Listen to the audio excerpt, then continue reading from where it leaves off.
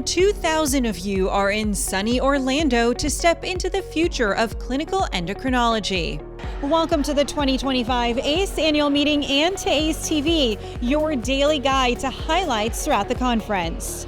The opening plenary kicked off with our first MACE recipient, Dr. Daniel Drucker, who took us through the past, present, and future of GLP-1 studies and medications. Attendees were left with an influx of takeaways, including the potential for these medications to address conditions from sleep apnea to neurodegenerative disorders. He did a great job of talking about the current kind of where we're at with GLP-1 agonists. So he talked a lot about the data behind semaglutide and tirzepatide and how they work and how effective they are for both mitigating not just diabetes but also cardiovascular disease and kidney disease as well as the weight loss. He went over briefly the pipeline of GLP-1 agonists and other related medications that are currently in various stages of development. So it was really helpful to kind of have an idea of not only what's out there right now but what's coming down the pipeline.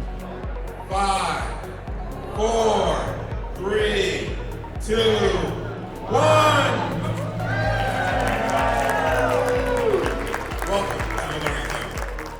The Learning Zone is officially open for business.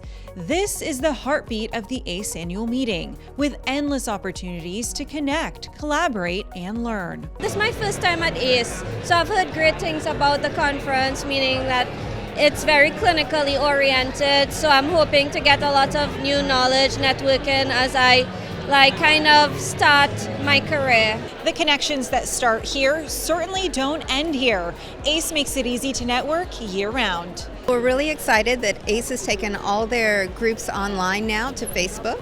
We think it will really foster collaboration, integration. So I'm in charge of the endocrinology and the environment topic interest group.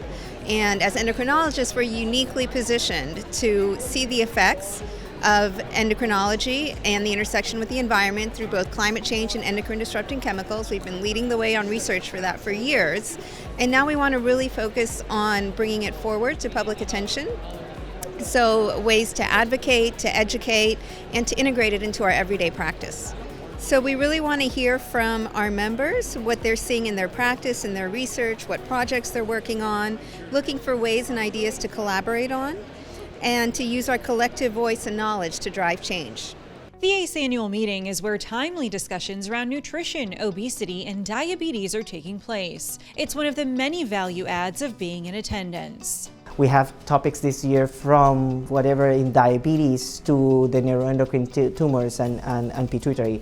So it's a broad spectrum of topics where you can enjoy the updates that it's happening and you can interact a lot with the speakers on that. Visitors to today's lunch product theater sessions gained a deeper understanding of Cushing's syndrome, congenital adrenal hyperplasia, and assessing fracture risk for patients with postmenopausal osteoporosis. AACE is a professional home for a lot of us, and AACE provides enough data and enough evidence quality medicine available for all of us, and then to the point that can be clinically applied to our settings to provide the best patient care that we can offer. So that's the goal of coming to those meetings, is learning and how to apply that. Members of our advocacy committee shared an overview of the recent impacts of their work. You are invited to get involved in their efforts, including by participating in the virtual 2025 advocacy training program. It is important for us as a clinical endocrinologist, the organization that speaks for clinical endocrinologists, to speak on behalf of our physicians and on behalf of our patients to make sure that they get the services that we need and that we have the best practice life that we have for us in both terms of payment and in terms of our lives that we live as a physician. Don't forget to share your annual meeting experience by using the official hashtag AACE2025 on all social media platforms. A productive day one is coming to a close, but not before more meaningful connections take place. We'll leave you now with a look at the welcome block party. We'll see you on the next AACE TV.